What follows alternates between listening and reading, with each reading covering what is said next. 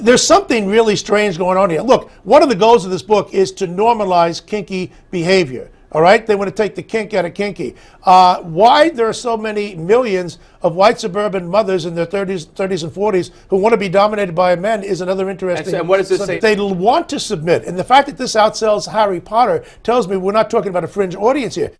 With Miranda Kahn, J.D. Hayworth back on America's Forum. That was Catholic League President Bill Donahue on the Steve Malzberg Show, as seen right here on Newsmax TV, discussing the appeal of first the book and now apparently the motion picture 50 Shades of Grey. Yeah, the film opens nationwide today despite concerns and protests from family values organizations. It's expected to do very well at the box office. Did I hear box office? Well, that's the cue to bring in our man who's the Newsmax contributor, columnist, and the author of the Left Coast Report, our right-thinking friend, James Hirsen. By the way, hey, it's great to have you, and I'd be remiss if I didn't make sure everybody knows they can read your work at newsmax.com. Now, absolutely. We talked about this movie last week, and Target having some marketing of items from the film. You've really got a problem with 50 Shades of Grey. Yeah, I really do. Look, this film glorifies, as the book does, abusive relationships between men and women. That's what we have to call it.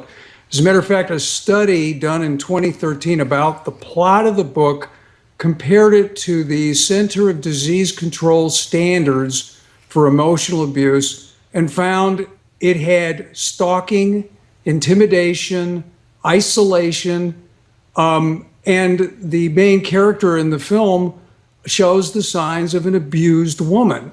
Another study showed that women who read the book actually had psychological effects, detrimental psychological effects. Some of them developed eating disorders. Some of them engaged in binge drinking. This is a very, very sad commentary on Western civilization and our culture, that this would be mainstream, that this would become a heralded bestseller, like the previous guest, like Bill said, that it's exceeded Harry Potter sales.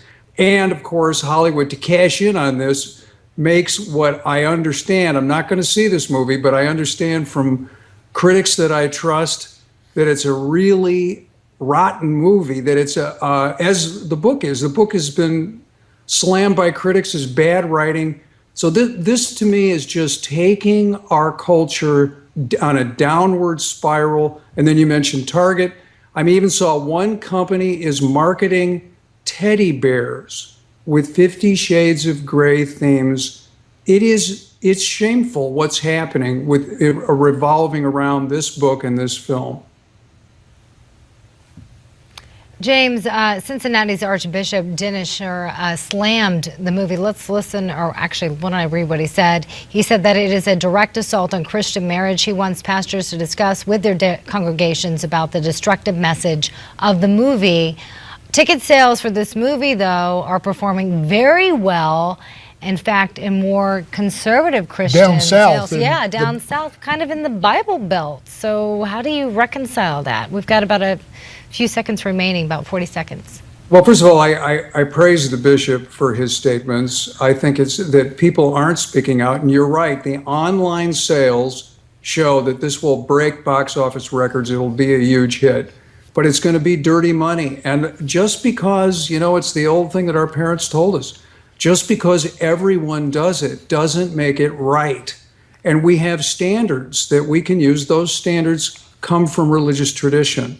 And the standards tell us that this particular intimacy is created, it is sacred, and the idea of glorifying abusive relationships and role-playing that involves domestic violence, that is something wrong. And there are domestic violence organizations say, hey, skip this film, watch Newsmax TV instead, and donate to the women's shelters. Well, we appreciate all three of those sentiments, especially about watching Newsmax TV. Keep watching, because we'll continue our conversation with James Hirsen right after this.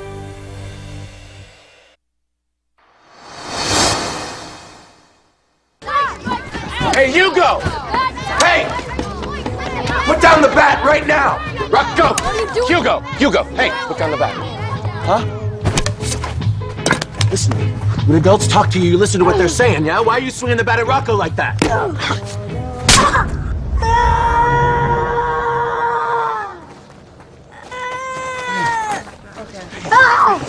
What the hell is the matter with you, you animal? What happened?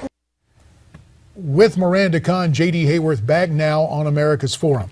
Yeah, what you just saw was a clip from the NBC miniseries, The Slap, which premiered last night. The series deals with what happens when people are disciplining children other than their own and what may happen as a result. Let's continue our conversation. That right-thinking man on the left coast, Newsmax.com contributor James Hirsen. So, the slap, a different kind of discipline than the movie we were talking about earlier. You're an attorney. This show goes into a whole court battle that splits a family, splits friends. Is this really based on real life experiences? I'm sure. I mean, it happens from time to time. An out of control kid, permissive parents, and someone with anger issues who is not a parent, slapping a child that is not your own is not legal and should never be done.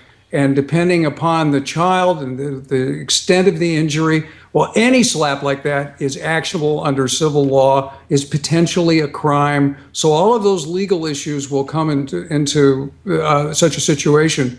But in addition, of course, it makes for compelling drama and discussion, because that's exactly what the characters are like in this miniseries, a real bratty child, parents who are absent from the normal parental role, and a third party who has anger problems. So it leads to tremendous discussion, as did the best-selling award-winning book that was written in Australia that inspired this.